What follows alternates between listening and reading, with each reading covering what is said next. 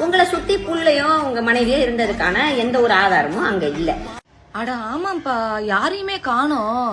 Julie, டப்பங் டப்பங் bro, டப்பங் டப்பங் bro, உனக்கு புள்ள இருந்துச்சு, அது விஜய் சாரால தான் அபார்ட் ஆச்சுன்னு சொல்லிட்டு ஒரு பிரஸ் மீட் கொடுத்தல, நீ கன்சீவ் ஆனதுக்கு ஒரு ப்ரூஃபை காட்டு.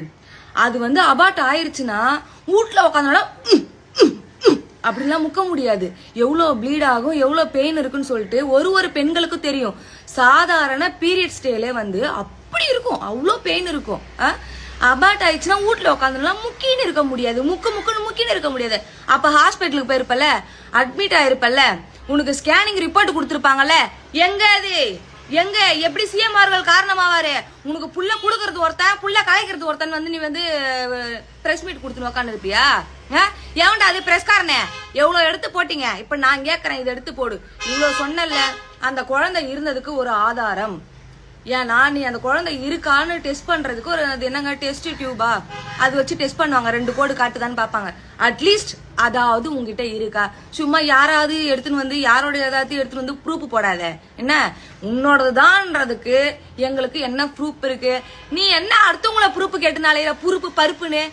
நீ யார் முதல்ல? நீ என்ன ப்ரூஃப் கேக்குற? நான் கேக்குறேன், சிஎம் மேல பழைய போட்டவளை எதுக்கு இன்னும் உள்ள விட்டு வெளில விட்டு வச்சிருக்கீங்க, உள்ள தூக்கி போடாம? இருக்கிற பித்தலாட்டம், திருட்டு வேலை, ஏகப்பட்ட பழியாவது ஒரு எல்லாம் இவதான் பண்றா. அடுத்தவங்களை பத்தி எதுக்கு நீ பேசுற? இதுல ஏதாவது ஒரு ப்ரூஃப் நீ போடுற? டே மீடியா காரணங்களா, எவ்வளவு பேர் எடுத்து போட்டீங்க, அவ பேசுறத ஒண்ணு பேசிட்டா எடுத்து போடுறீங்கல்ல, போடுங்கடா.